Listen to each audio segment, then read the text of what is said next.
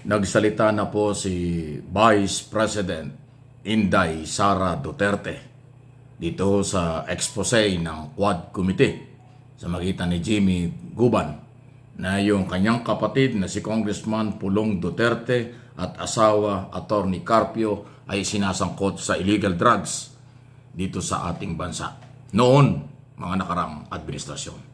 Ang sinasabi po ngayon ni Inday Sara Duterte ay political harassment. Pakinggan po ninyo bago natin bigyan ng analysis at paliwanag ang ano ba ang political harassment? Kailan ba nangyari ito at paano?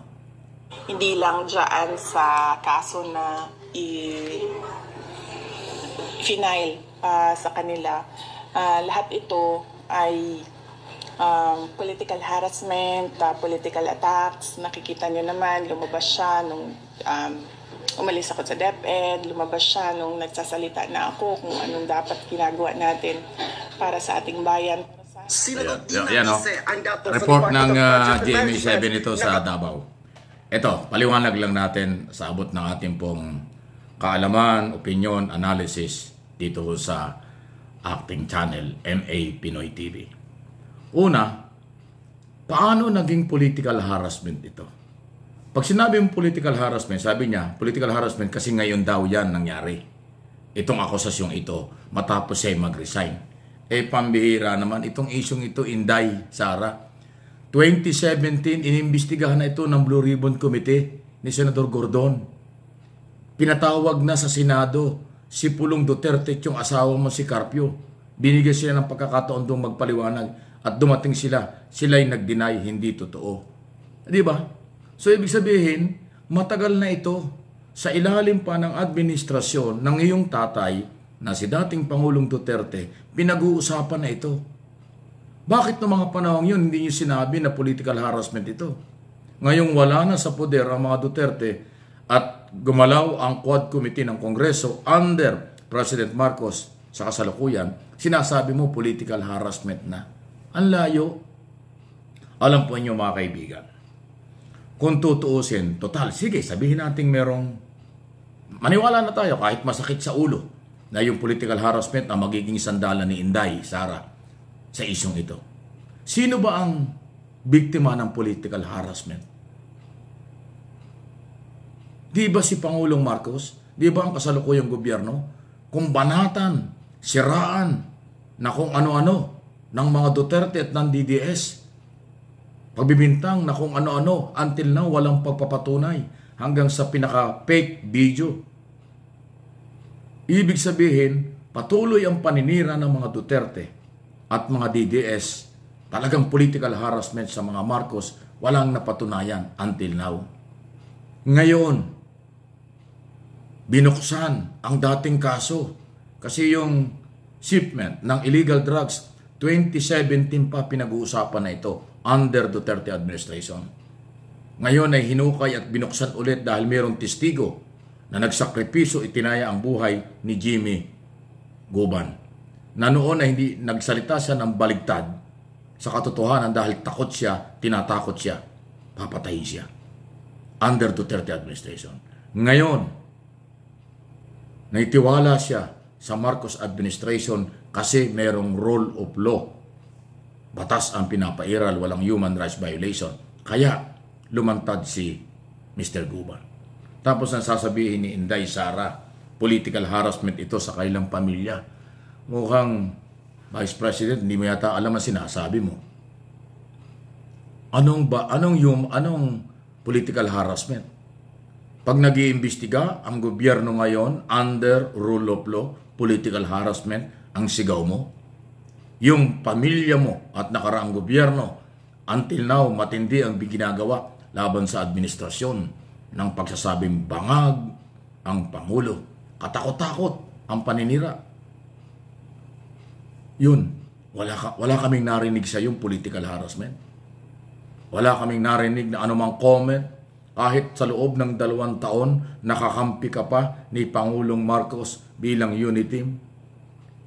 Bilang Secretary ng Department of Education, kahit minsan hindi mo pinagtanggol si Pangulong Marcos sa mga batikos ng pamilya mo, iyon ang political harassment. Tapos ngayon nag-resign ka. Sasabihin mo, pag naglalabas ang mga balitang ito, political harassment sa iyong pamilya. Wow! Ang mga Pilipino po ay matatalino. Ang mga Pilipino hindi pwedeng linlangin. Alam nila ang nangyari noon at nangyayari ngayon. Kaya yung sinasabi nyo na kayo ay biktima ng political harassment, bumalik na naman sa iyo. Napakarami ngayon, sunod-sunod na mga statement ni Inday Sara. Pero pag inaral mo, sinasabi, lahat bumabalik sa kanya. Kaya pala nung araw, now, alam na natin kung bakit puro siya no comment nung araw. Kasi pag siya pala ay nagsalita, babalik sa kanya ang kanyang sinasabi. Parang nakabuti pa yung no comment kasi walang babaliktad, walang babalik. Ngayon, meron na siya sinasabi tungkol sa paninira niya sa budget. Kaya daw siya nag-resign sa DepEd dahil mali daw ang sistema ng budget. Abay, nasa batas yun eh. Kung meron kang problema doon sa batas, dapat nagpunta ka ng Korte Suprema.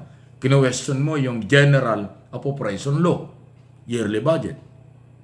Kasi sabi mo, mali yung pamamaraan ng budget. O, ay batas yun eh. Supreme Court lang ang pwedeng puntahan doon. Diba? Nako, talaga naman. Si Inday, mukhang batang-bata pa talaga pagdating sa isyong national politics, politikang pang-national. Mukhang bata pa si Sara. Pasintabi na. Sa aking opinion, analysis, hindi pang national ang dating. Pero wala tayong magagawa. Vice President na siya eh. Binoto nyo eh, di ba? Pero yung kanyang mga statement, ito naman ay opinion lang, mukhang kulang sa pagre-review, kulang sa pagsusuri bago magsalita. Inuulit ko, sinasabi niyang political harassment ang akusasyon sa kanyang asawa at kanyang kapatid. Eh hindi naman, paano naging political harassment? Eh hindi naman ngayon lang ito. On record sa Blue Ribbon Committee ng Senado, inuulit ko, 2017 pa, iniimbestigahan na yung kapatid at asawa mo. Noon, hindi mo sinabing political harassment dahil, bakit? Tatay mo presidente. Ngayong umalis ka na sa Marcos administration, iba na sinasabi mo, Inday, naman talaga. At tatawa ka na lang. Pag rule of law ang pinapairal ng ating gobyerno, umaaray kayo. Pero yung mga harassment na inyong ginawa before, lalo na yung ginawa ni Duterte kay former Senador Laila de Lima, yun ang political harassment. Kasi hindi naman yun napatunayan. Pinakulong. Pero wala namang pagpapatunay. Acquittal. Yung paninira nyo kay Trillanes, kung ano-ano mga sinasabi nyo kay Trillanes, political harassment yun. Di ba? Hindi ako tagapagtanggol ni Trillanes at saka ni de Lima, pero binabasa ko lang ang sitwasyon na inyong ginawa before. Ngayon, binabalikan na kayo ni Trillanes dahil noon, kinakasuhan kayo, sinasabihan kayo tungkol dito sa mga illegal shipment ng drugs, hinaharas nyo si Trillanes. Pero ngayon lumabas na kasi mayroong rule of law na pinapairal ang Marcos administration. May testigong lumabas. Ngayon sasabihin nyo, political harassment. O, di ba? Ano inyong masasabi? Malaya po kayo, inuulit ko. Kayong mga Pilipino, dito at sa abroad, mas matalino kayo kaysa akin.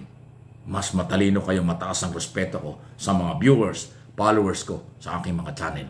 Pero akin pong isinesher sa inyo ang aking opinion, interpretation, at analysis sa mga pinagsasasabi nila.